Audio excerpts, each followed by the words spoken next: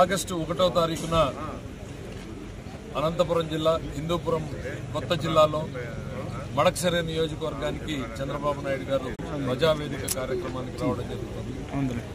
అతి సాదాసీదాగా ఎటువంటి హంగు ఆర్భాటాలు లేకుండా జనసామాన్యంతో కలిసి సాగేలా ఈ కార్యక్రమాన్ని రూపొందించడం జరిగింది.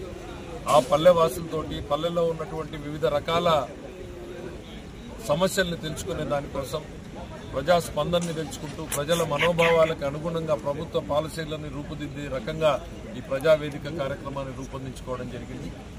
ముఖ్యమంత్రి గారు ఈ కార్యక్రమానికి ఇక్కడ వస్తున్న తరుణంలో ఇంతకుముందులాగా ఆర్భాటంగా బస్సులేసి లారీలేసి డ్వాక్రా సంఘాలని తరలించేటువంటి కార్యక్రమం కాకుండా ఎక్కడికి వెళ్తారో అక్కడ ఆ ప్రాంతంలో ఉన్నటువంటి ప్రజల్ని ఆ ప్రాంత సమస్యల్ని తెలుసుకునేటువంటి ప్రయత్నం ముఖ్యమంత్రి గారు చేస్తున్నారు.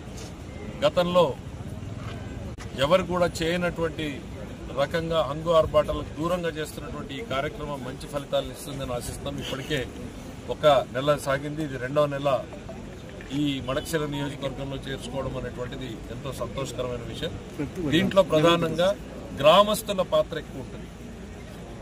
బయట నియోజకవర్గాల నుంచి వచ్చే వాళ్ళు ఉండరు, బయట నియోజకవర్గాల నుంచి వచ్చే నాయకులు ఉండరు. ఈ గ్రామంలో ఉన్నటువంటి మహిళలు, యువకులు, వృద్ధులు, రైతులు ప్రతి ఒక్కరిని ఆ సమావేశంలో పాలు పంచుకునేలాగా చేసి వాళ్ళ ఆలోచనలు, వాళ్ళ అభిప్రాయాలు, స్థానిక సమస్యలు ఇవన్నీ తెలుసుకునేటువంటి ప్రయత్నం ముఖ్యమంత్రి గారు చేస్తారు. తదనుగుణంగానే ప్రభుత్వ పాలసీలు, భవిష్యత్తులో కార్యక్రమాన్ని రూపొందించుకోవడం జరుగుతుంది.